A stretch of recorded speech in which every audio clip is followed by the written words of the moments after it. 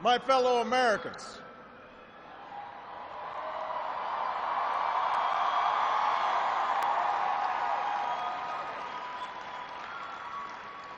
Michelle and I have been so touched by all the well wishes that we've received over the past few weeks. But tonight it's my turn to say thanks. Whether we have seen eye to eye or rarely agreed at all, my conversations with you, the American people, in living rooms and in schools, at farms, on factory floors, at diners, and on distant military outposts. Those conversations are what have kept me honest and kept me inspired and kept me going. And every day I have learned from you. You made me a better president, and you made me a better man. So I first came to Chicago when I was in my early 20s, and I was still trying to figure out who I was, still searching for a purpose in my life. And it was a neighborhood not far from here where I began working with church groups in the shadows of closed steel mills. It was on these streets where I witnessed the power of faith and the quiet dignity of working people in the face of struggle and loss. I can't do that.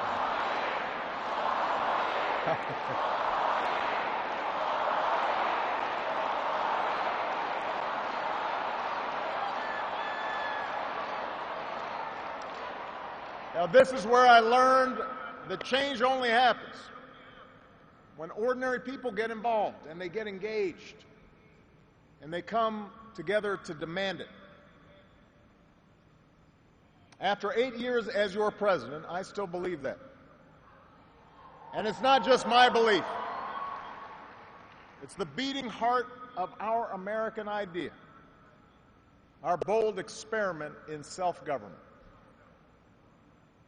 It's the conviction that we are all created equal, endowed by our Creator with certain unalienable rights, among them life, liberty, and the pursuit of happiness.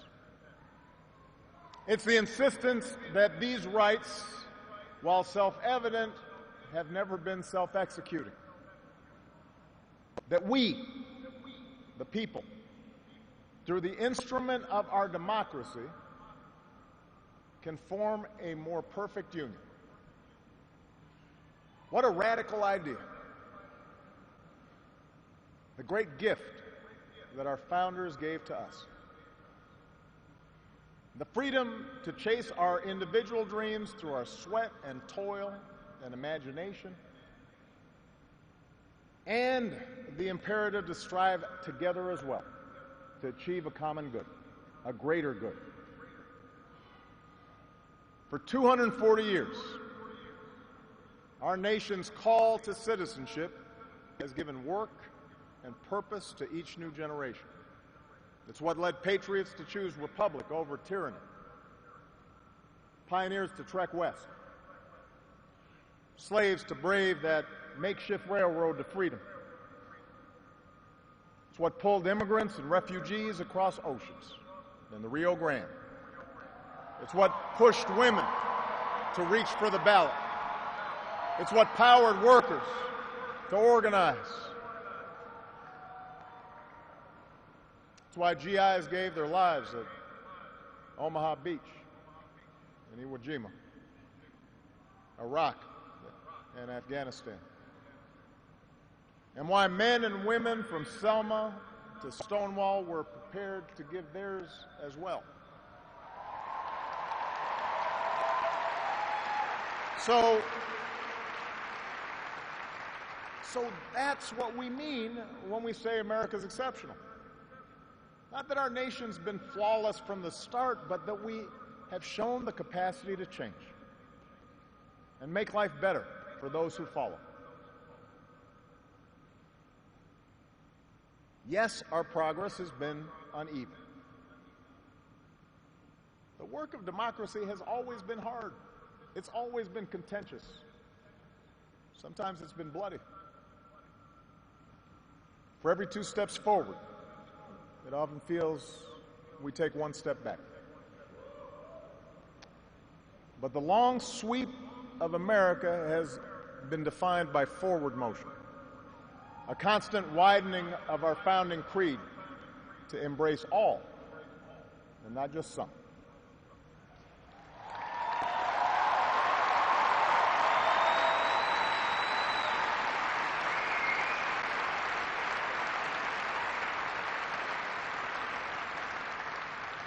If I had told you 8 years ago that America would reverse a Great Recession, reboot our auto industry, and unleash the longest stretch of job creation in our history,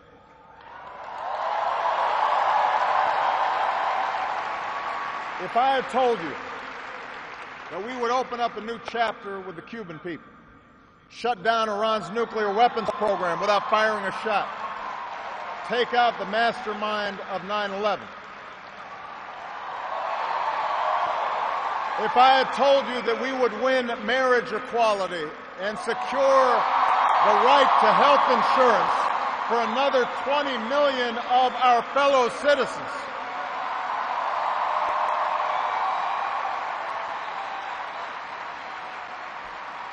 if I had told you all that, you might have said our sights were set a little too high. But that's what we did. That's what you did. You were the change. You answered people's hopes. And because of you, by almost every measure, America is a better, stronger place than it was when we started.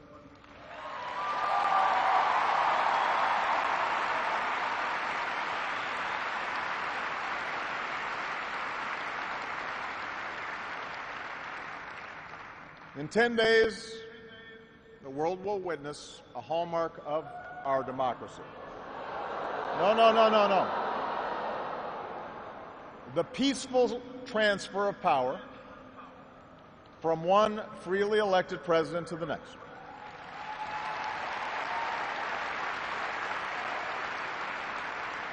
I committed to President-elect Trump that my administration would ensure the smoothest possible transition, just as President Bush did for me. Because it's up to all of us to make sure our government can help us meet the many challenges we still face. We have what we need to do so. We have everything we need to meet those challenges. After all, we remain the wealthiest, most powerful, and most respected nation on earth. Our youth, our drive, our diversity and openness, our boundless capacity for risk and reinvention means that the future should be ours. But that potential will only be realized if our democracy works. Only if our politics better reflects the decency of our people. Only if all of us, regardless of party affiliation or particular interests, help restore the sense of common purpose that we so badly need right now. And that's what I want to focus on tonight: the state of our democracy. Understand, democracy does not require uniformity. Our founders argued, they quarreled, eventually they compromised. They expected us to do the same. But they knew that democracy does require a basic sense of solidarity. The idea that for all our outward differences, we're all in this together. that we rise or fall as one.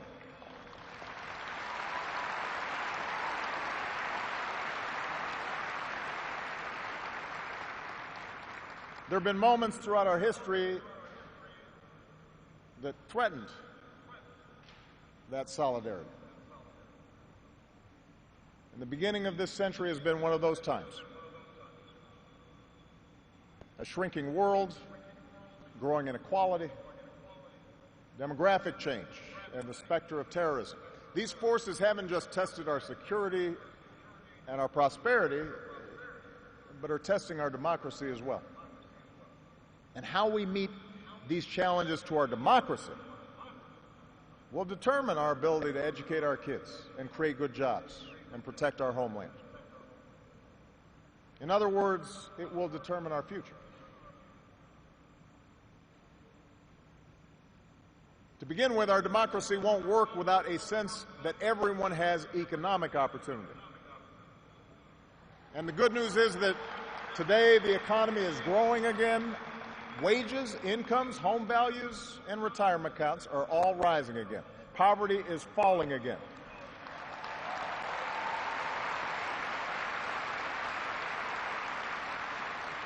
The wealthy are paying a fair share of taxes, even as the stock market shatters records.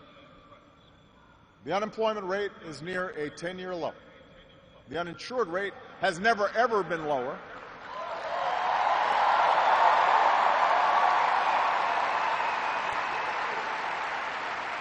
Healthcare costs are rising at the slowest rate in 50 years. And I've said, and I mean it, if anyone can put together a plan that is demonstrably better than the improvements we've made to our healthcare system, that covers as many people at less cost, I will publicly support it.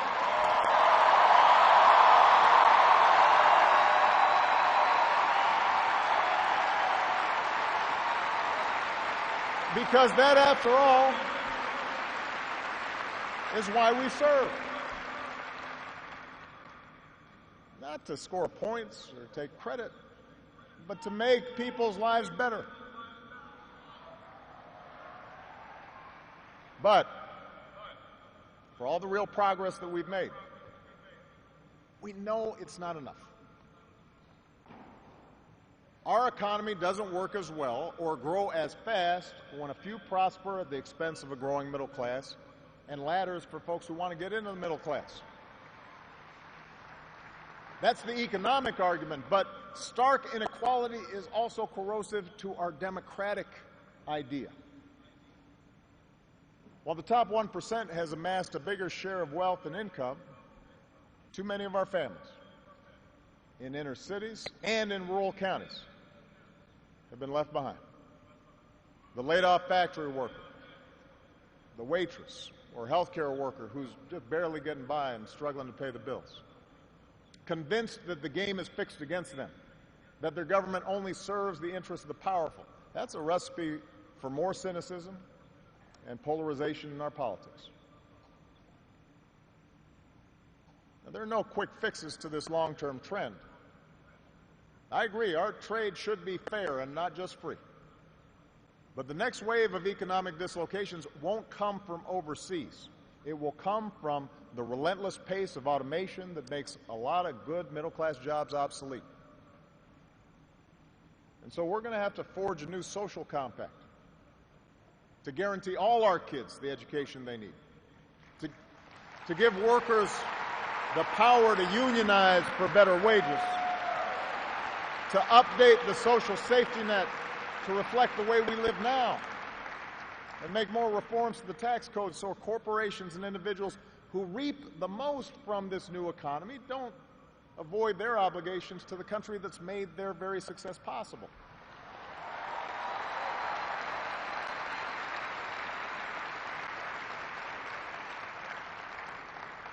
We can argue about how to best achieve these goals, but we can't be complacent about the goals themselves. For if we don't create opportunity for all people, the disaffection and division that has stalled our progress will only sharpen in years to come. There's a second threat to our democracy, and this one is as old as our nation itself. After my election, there was talk of a post-racial America. And such a vision, however well-intended, was never realistic. Race remains a potent and often divisive force in our society. Now, I've lived long enough to know that race relations are better than they were 10 or 20 or 30 years ago, no matter what some folks say. You can see it not just in statistics, you see it in the attitudes of young Americans across the political spectrum. But we're not where we need to be. And all of us have more work to do. If every economic issue is framed as a struggle between a hardworking white middle class and an undeserving minority, then workers of all shades are going to be left fighting for scraps while the wealthy withdraw further into their private enclaves.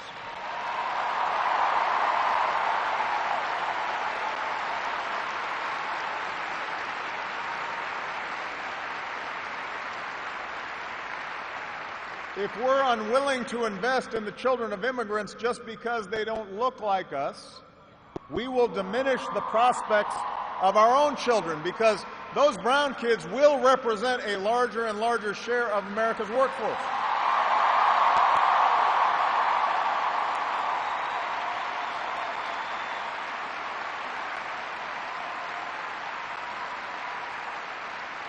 And we have shown that our economy doesn't have to be a zero-sum game. Last year, incomes rose for all races, all age groups, for men and for women. So if we're going to be serious about race going forward, we need to uphold laws against discrimination in hiring and in housing and in education and in the criminal justice system. That is what our Constitution and our highest ideals require.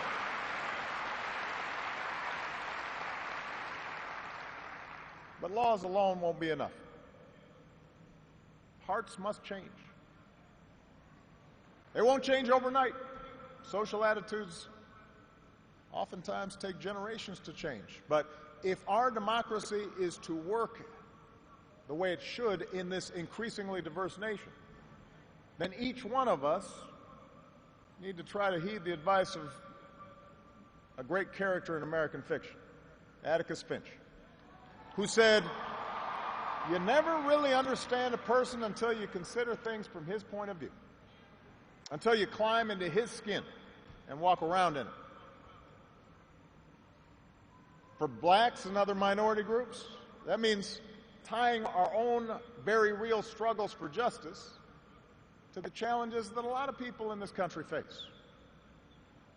Not only the refugee or the immigrant or the rural poor or the transgender American, but also the middle-aged white guy who, from the outside, may seem like he's got advantages, but has seen his world upended by economic and cultural and technological change. We have to pay attention and listen.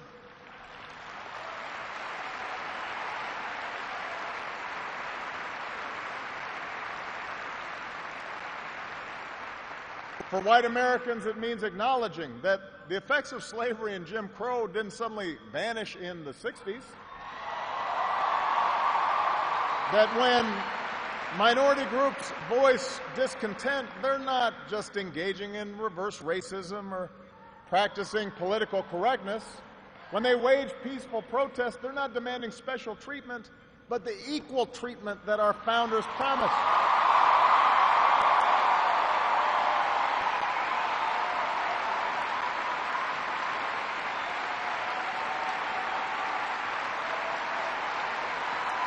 For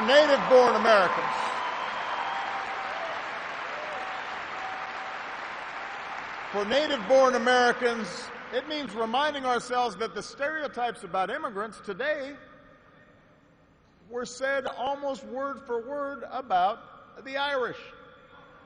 and Italians and Poles, who it was said were going to destroy the fundamental character of America.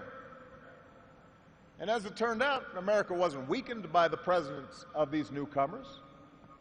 These newcomers embraced this nation's creed, and this nation was strengthened. So, regardless of the station that we occupy, we all have to try harder. We all have to start with the premise that each of our fellow citizens loves this country just as much as we do, that they value hard work and family just like we do, that their children are just as curious and hopeful and worthy of love as our own.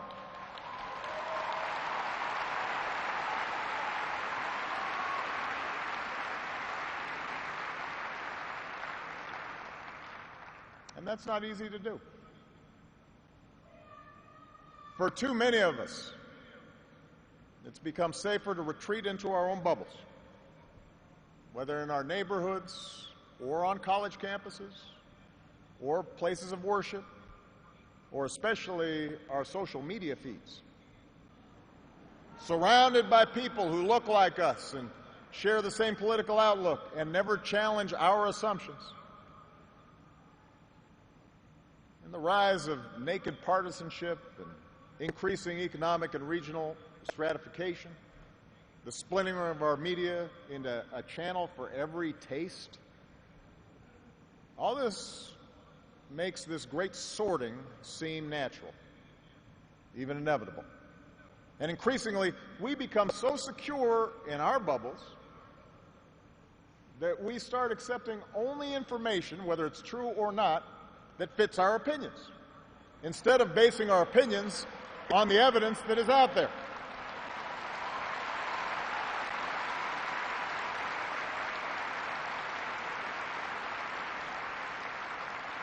And this trend represents a third threat to our democracy.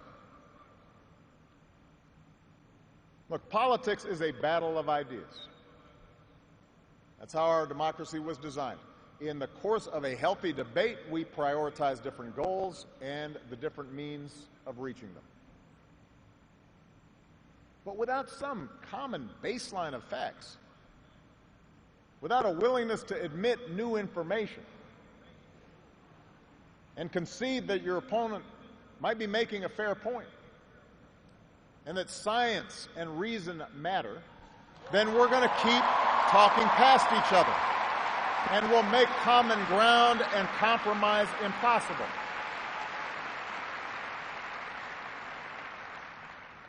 And isn't that part of what so often makes politics dispiriting? How can elected officials rage about deficits when we propose to spend money on preschool for kids, but not when we're cutting taxes for corporations? How do we excuse ethical lapses in our own party, but pounce when the other party does the same thing? It's not just dishonest, this selective sorting of the facts. It's self-defeating. Because, as my mom used to tell me, reality has a way of catching up with you.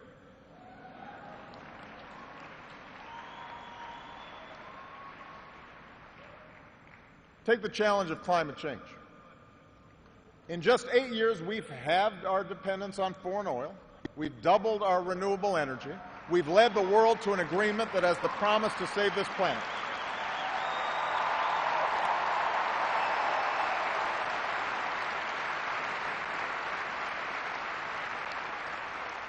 But without bolder action, our children won't have time to debate the existence of climate change.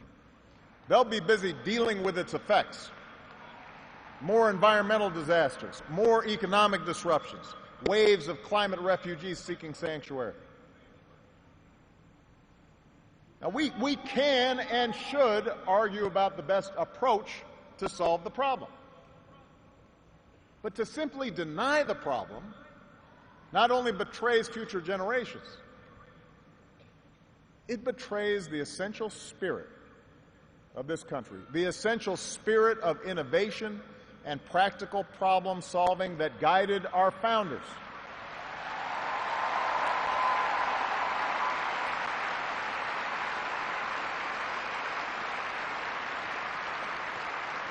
It is that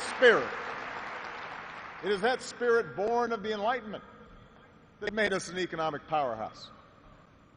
The spirit that took flight at Kitty Hawk and Cape Canaveral. The spirit that cures disease and put a computer in every pocket. It's that spirit, a faith in reason and enterprise and the primacy of right over might that allowed us to resist the lure of fascism and tyranny during the Great Depression, that allowed us to build a post-World War II order with other democracies, an order based not just on military power or national affiliations, but built on principles: the rule of law, human rights, freedom of religion and speech and assembly, and an independent press.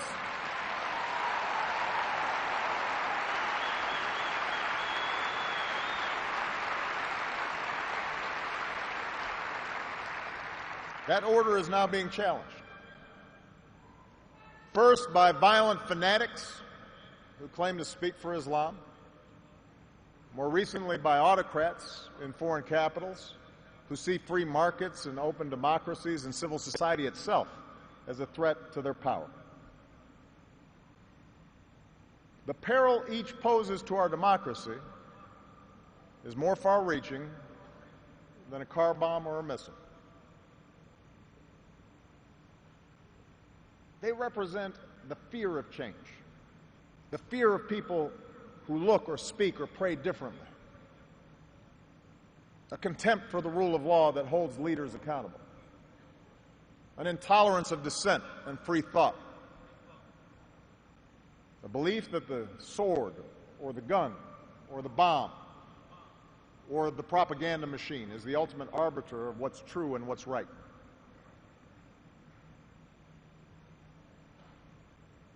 Because of the extraordinary courage of our men and women in uniform, because of our intelligence officers and law enforcement and diplomats who support our troops, no foreign terrorist organization has successfully planned and executed an attack on our homeland these past 8 years. And although Boston and Orlando and San Bernardino and Fort Hood remind us of how dangerous radicalization can be, our law enforcement agencies are more effective and vigilant than ever. We have taken out tens of thousands of terrorists, including bin Laden.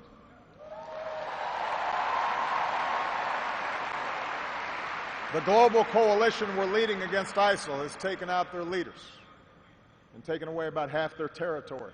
ISIL will be destroyed, and no one who threatens America will ever be safe. And to all who serve or have served, it has been the honor of my lifetime to be your commander-in-chief. And we all owe you a deep debt of gratitude.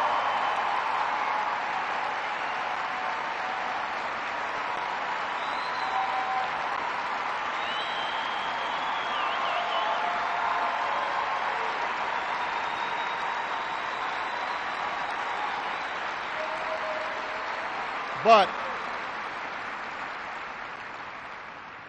protecting our way of life, that's not just the job of our military. Democracy can buckle when it gives in to fear. So just as we, as citizens, must remain vigilant against external aggression, we must guard against a weakening of the values that make us who we are. And that's why for the past 8 years, I've worked to put the fight against terrorism on a firmer legal footing. That's why we've ended torture, worked to close Gitmo, reformed our laws governing surveillance to protect privacy and civil liberties, That's why I reject discrimination against Muslim Americans who are just as patriotic as we are.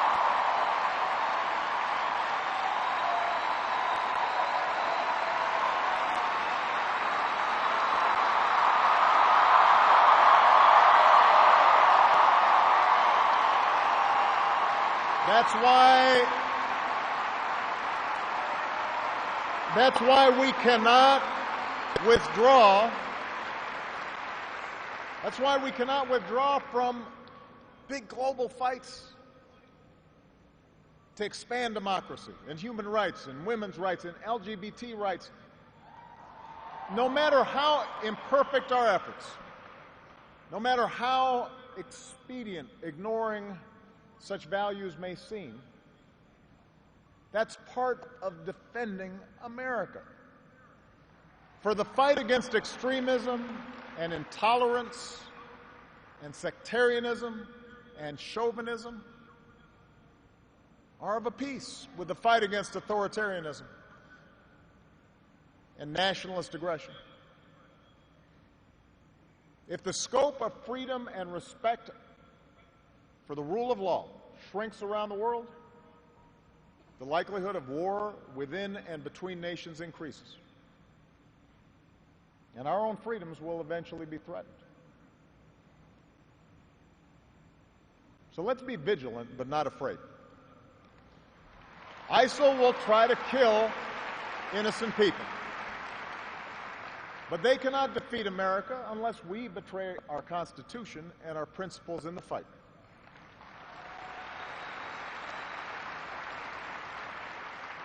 Rivals like Russia or China cannot match our influence around the world unless we give up what we stand for and turn ourselves into just another big country that bullies smaller neighbors.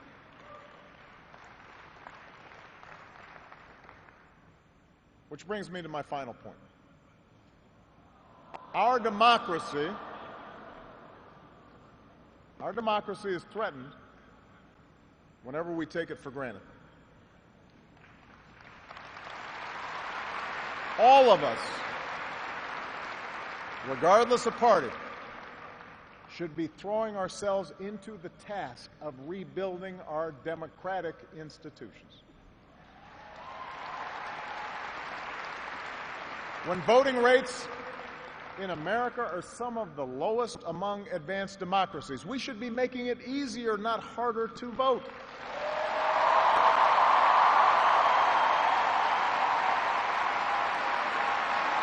When trust in our institutions is low,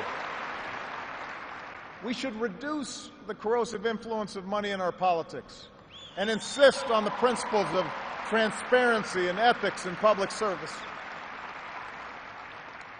When Congress is dysfunctional, we should draw our congressional districts to encourage politicians to cater to common sense and not rigid extremes.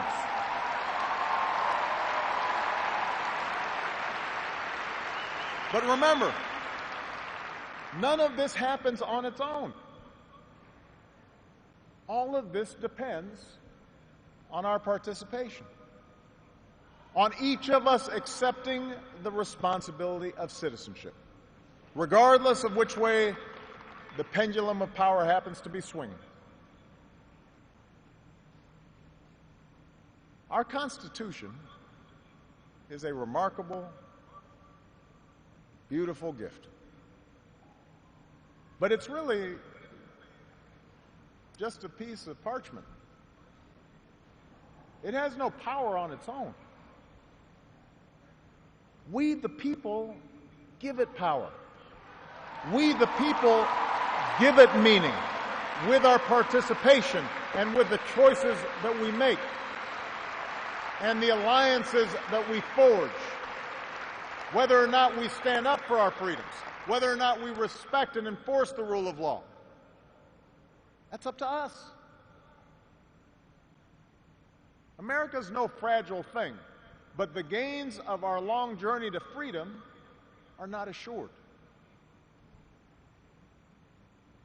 In his own farewell address, George Washington wrote that Self-government is the underpinning of our safety, prosperity, and liberty.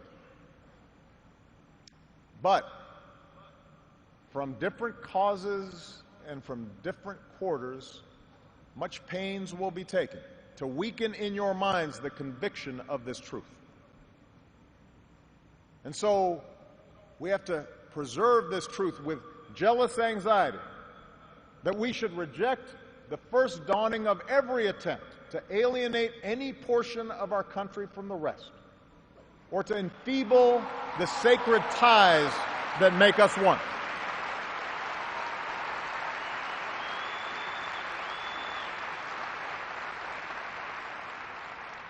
America, we weaken those ties when we allow our political dialogue to become so corrosive that people of good character aren't even willing to enter into public service. So coarse with rancor that Americans with whom we disagree are seen not just as misguided, but as malevolent. We weaken those ties when we define some of us as more American than others, when we write off the whole system as inevitably corrupt, and when we sit back and blame the leaders we elect without examining our own role in electing them.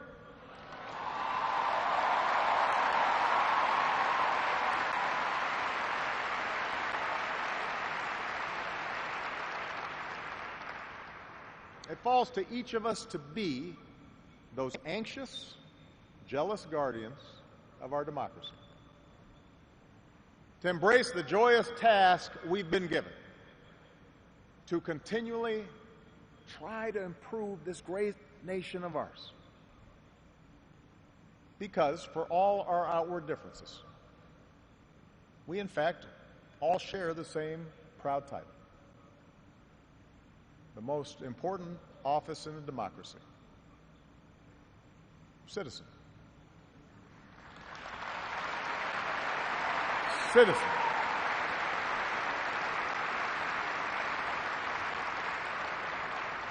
So you see, that's what our democracy demands. It needs you. Not just when there's an election, not just when your own narrow interest is at stake, but over the full span of a lifetime. If you're tired of arguing with strangers on the internet, try talking with one of them in real life.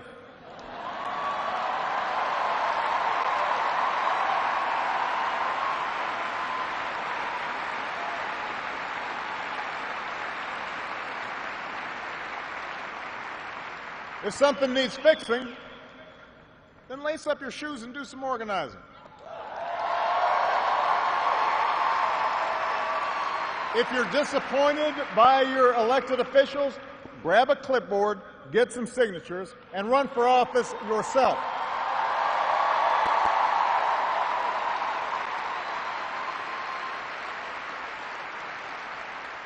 Show up. Dive in. Stay at it.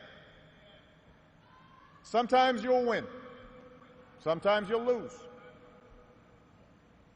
Presuming a reservoir of goodness in other people, that can be a risk.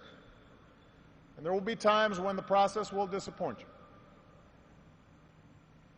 But for those of us fortunate enough to have been part of this work and to see it up close, let me tell you, it can energize and inspire. And more often than not, your faith in America and in Americans will be confirmed. Mine sure has been. Over the course of these 8 years, I've seen the hopeful faces of young graduates and our newest military officers. I have mourned with grieving families, searching for answers, and found grace in Charleston Church. I've seen our scientists help a paralyzed man regain his sense of touch. I've seen wounded warriors who at points were given up for dead walk again. I've seen our doctors and volunteers rebuild after earthquakes and stop pandemics in their tracks. I've seen the youngest of children remind us through their actions and through their generosity of our obligations to care for refugees or work for peace. And above all, to look out for each other.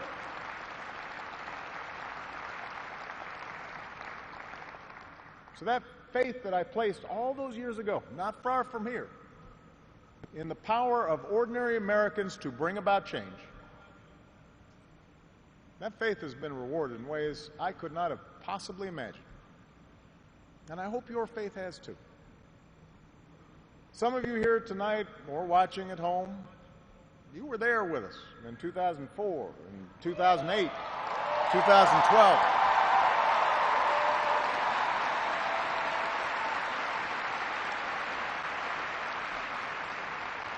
Maybe you still can't believe we pulled this whole thing off. Let me tell you, you're not the only ones. Michelle,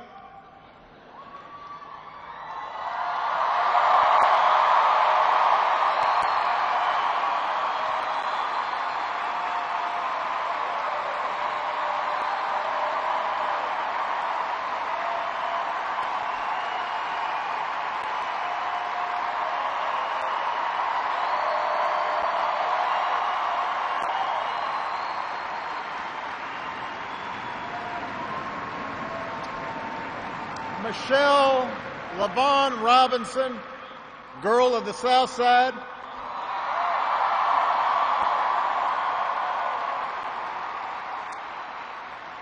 For the past 25 years, you have not only been my wife and mother of my children, you have been my best friend.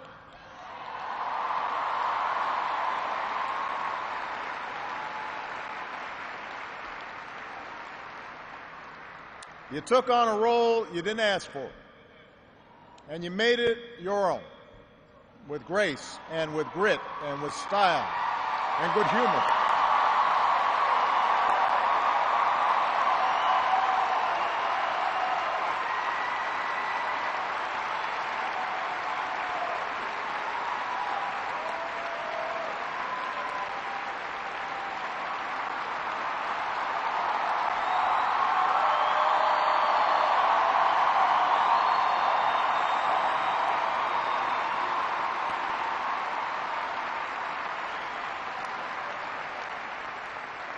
You made the White House a place that belongs to everybody.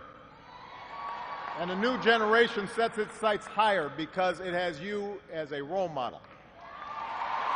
So you have made me proud, and you have made the country proud.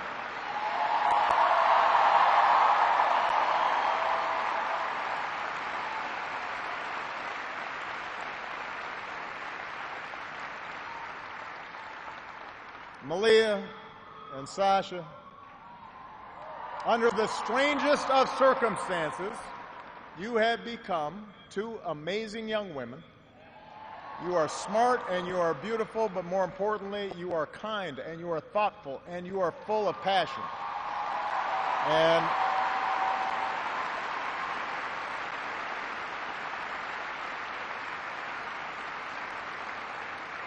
you wore the burden of years in the spotlight so easily.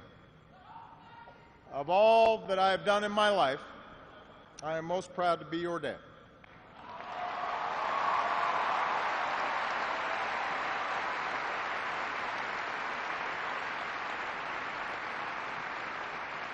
To Joe Biden,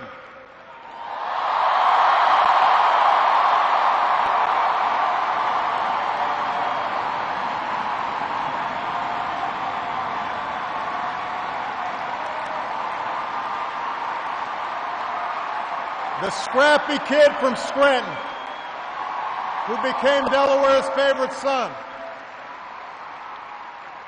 You were the first decision I made as a nominee, and it was the best. Not just because you have been a great vice president, but because in the bargain I gained a brother. And we love you and Jill like family, and your friendship has been one of the great joys of our lives.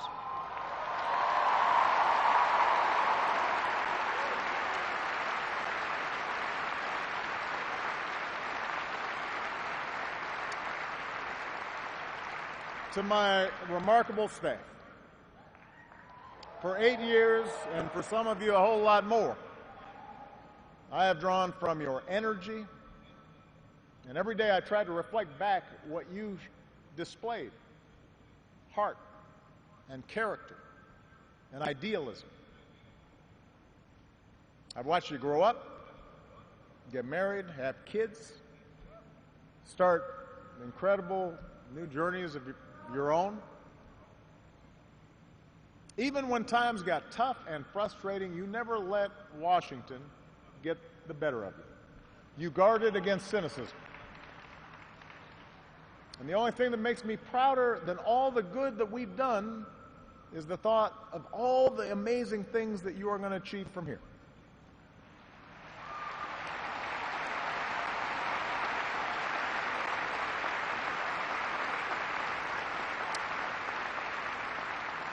And to all of you out there, every organizer who moved to an unfamiliar town, every kind family who welcomed them in, every volunteer who knocked on doors, every young person who cast a ballot for the first time, every American who lived and breathed the hard work of change, you are the best supporters and organizers anybody could ever hope for, and I will be forever grateful. Because you did change the world. You did. And that's why I leave this stage tonight even more optimistic about this country than when we started. Because I know our work has not only helped so many Americans, it has inspired so many Americans, especially so many young people out there, to believe that you can make a difference, to hitch your wagon to something bigger than yourselves. Let me tell you, this generation coming up, unselfish, altruistic, creative, patriotic, I've seen you in every corner of the country. You believe in a fair and just and inclusive America. You know that constant change has been America's hallmark, that it's not something to fear, but something to embrace. You are willing to carry this hard work of democracy forward. You'll soon outnumber all of us, and I believe as a result, the future is in good hands.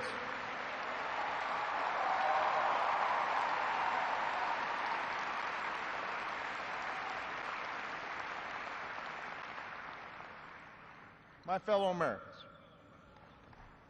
it has been the honor of my life to serve you. I won't stop. In fact, I will be right there with you as a citizen for all my remaining days. But for now, whether you are young or whether you're young at heart, I do have one final ask of you as your president. The same thing I asked when you took a chance on me 8 years ago. I'm asking you to believe, not in my ability to bring about change, but in yours.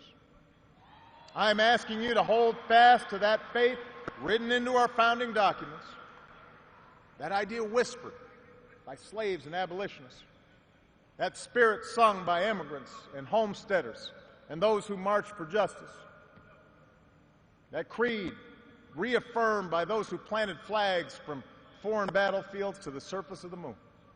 A creed at the core of every American whose story is not yet written. Yes, we can. Yes, we did. Yes, we can. Thank you. God bless you. May God continue to bless the United States of America. Thank you.